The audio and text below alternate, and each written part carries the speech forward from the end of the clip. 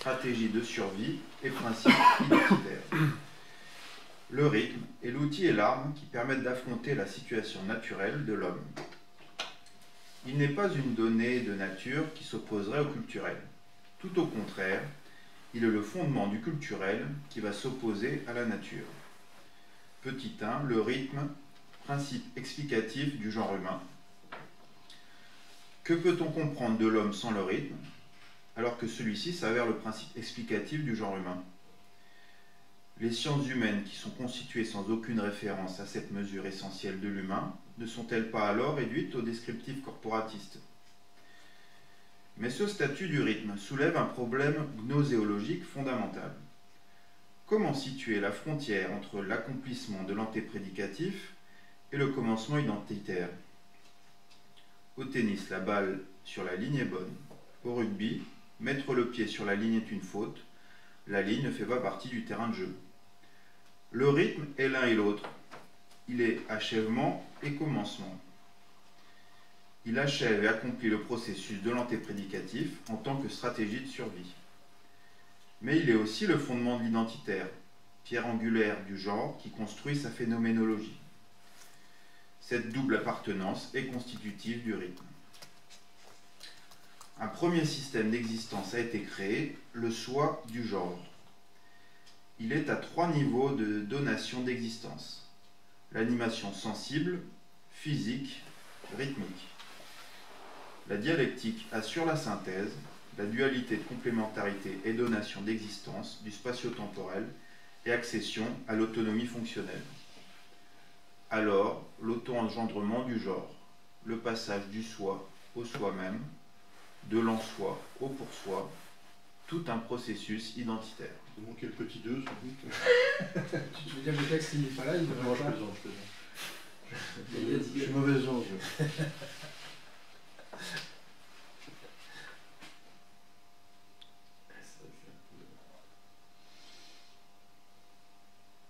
Il y a quand même un truc à la fin, après il va vraiment en faire, je crois, un usage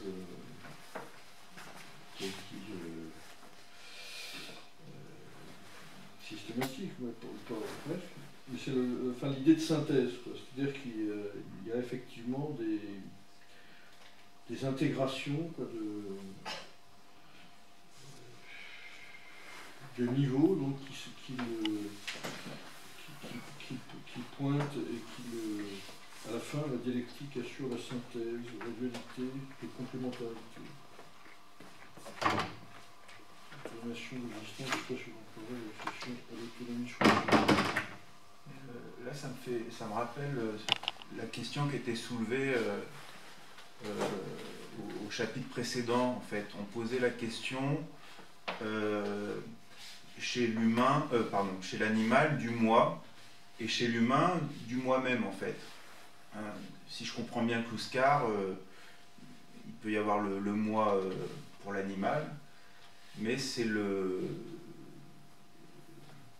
l'homme qui accède au moi-même, qui constate qui redevient le même.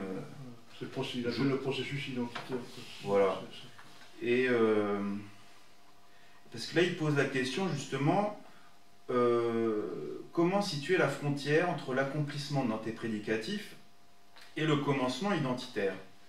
Et juste après, il nous dit, la dialectique assure la synthèse, la dualité de complémentarité et donation d'existence du spatio-temporel et accession à l'autonomie fonctionnelle. Et comme il a été soulevé aussi au chapitre précédent, on posait la question, déjà le petit Dom est déjà en interaction avec les autres. Mais effectivement, il y a peut-être encore une fois cette histoire du passage, et il revient apparemment à cette histoire de verticalité, vu qu'il reparle de donation d'existence du spatio-temporel. Il avait dit plutôt que la verticalité avait à voir justement avec cette donation d'existence du spatio-temporel. Et effectivement, quand le petit Dom se met debout, même si avant il y avait déjà des choses qui étaient de l'ordre de l'interaction avec les autres, qu'on retrouve chez les animaux d'ailleurs, ce passage debout est le début d'une accession à l'autonomie, quoi, encore un peu précaire, mais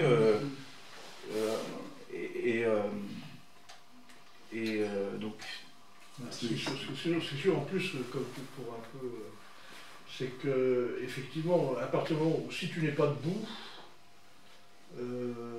est-ce que tu as, surtout si tu es couché, est-ce que tu as besoin vraiment, tu en as besoin, enfin, d'une vision spatio-temporelle tout à fait précise. Bon, je sais pas. Apparemment, il fait, lui, décoller l'appréhension de la spatio-temporalité de la station debout, de l'équilibre.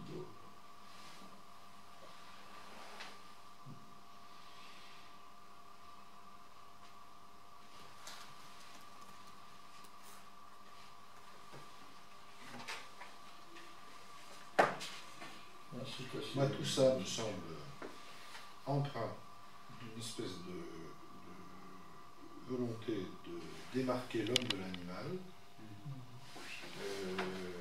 qui me pose problème parce que les animaux ont leur spatio-temporalité. Un animal qui chasse, il a son territoire, il a ses rythmes dans la journée, il a les saisons, etc. C'est une autre spatio-temporalité. On ne vit pas dans le même monde. Et je pense que ce qui est plus fondamental, ce qui serait plus pertinent, c'est d'étudier les modalités spécifiques à l'homme de spatio-temporalité plutôt que d'inaugurer la spatio-temporalité avec l'homme. Alors que la station debout contribue à définir la spatio-temporalité humaine, une spatio-temporalité humaine, ça je suis entièrement convaincu. Mais de le présenter en disant c'est là je suis pas. Et c'est souvent le problème. Déjà au niveau du temps, enfin spatio-temporel, donc il y a l'espace, et puis il y a temporalité. On peut penser que effectivement la spécificité quand même de l'homme, c'est d'avoir une perception temporelle pour effectuer la praxis qui impose d'avoir un passé, un présent et un futur.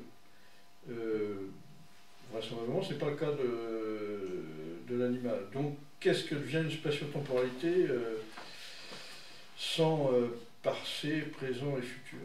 Alors, je ne sais pas.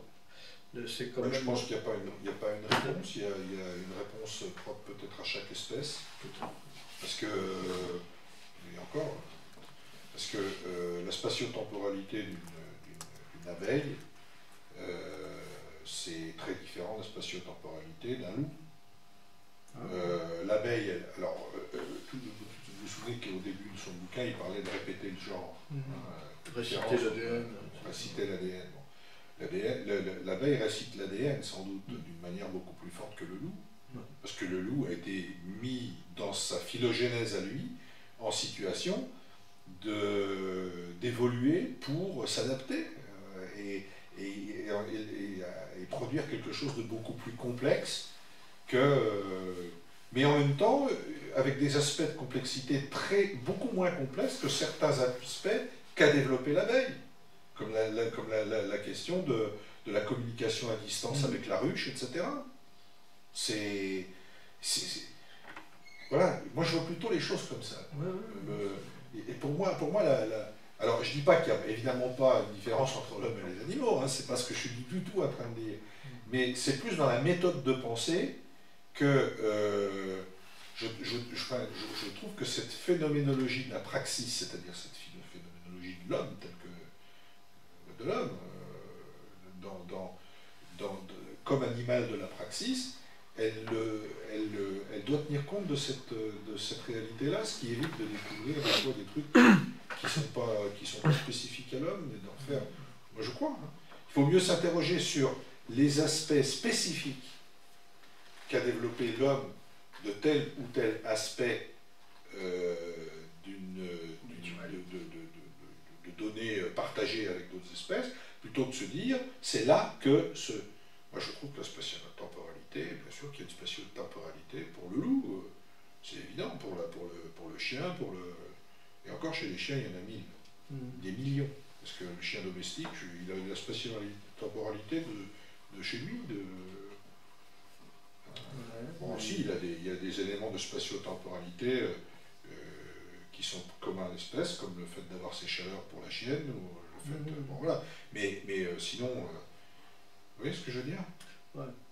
Alors, enfin bon, c'est vrai qu'il y a des trucs qui sont... qui n'ont pas effectivement accès donc, à cette forme de temporalité, non plus par exemple à la conscience de sa propre mort, quoi. Bon, même si effectivement on peut avoir des cas, le cochon qu'on va tuer, effectivement il semblerait qu'il se doute qu'il va passer à la casserole, etc. Bon, ça c'est vrai, mais enfin bon, il y a quand même des... Je pense que là-dessus, c'est quand même... c'est un peu le sujet de ce bouquin, quoi. C'est-à-dire en quoi, effectivement, on est dans l'être social, et il y a effectivement un fossé qui nous sépare de l'aide de la nature. Je crois que c'est un parti pris du bouquin, quoi, me semble-t-il. Du coup, il y a oui, non, on est d'accord. C'est un parti pris, mais du coup, il y a des endroits qui sont beaucoup moins robustes, et comme en termes de pérennité même bon, que ce soit pour les outils ou que ce soit pour cet aspect animal, la ligne la ligne de frontière là d'ailleurs qui décrit comme ça sur la ligne de but, etc., ou la ligne du terrain, quoi. La ligne du terrain, elle est...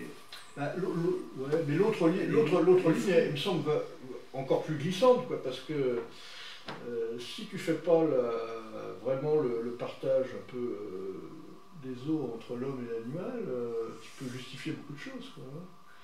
Notamment la sélection. Oui, ça veut dire que c'est un argumentaire. Le capitalisme.